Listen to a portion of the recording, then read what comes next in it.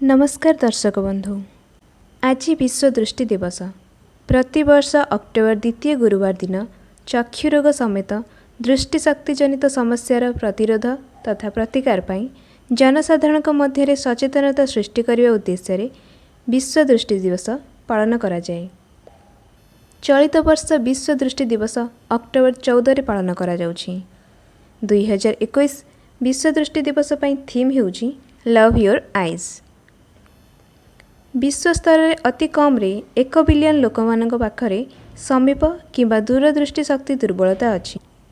अनऑपरेटेड मोतियाबिंदु बा कैटरैक्ट एवं uncorrected refractive error हेउछि दृष्टिशक्ति दुर्बल हेबार मुख्य कारण। अन्यान्य कारण जेपरिक वयस संबंधी macular degeneration, glaucoma, diabetes retinopathy, आखिर विभिन्न संक्रामक रोग एवं आघात इत्यादि।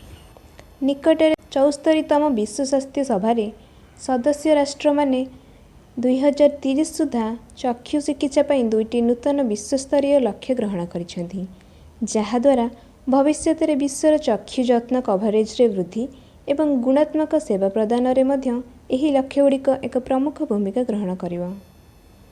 छात्र छात्री, वयस्क और मधुमेह आक्रांत व्यक्ति माने दृष्टिशक्ति जनित समस्या आक्रांत हेबार संभावना अधिक। नियमित चक्षु परीक्षा और उपयुक्त जत्न दृष्टिशक्ति जनित जटिल समस्या को प्रतिरोध करिबारे सहायक होता है।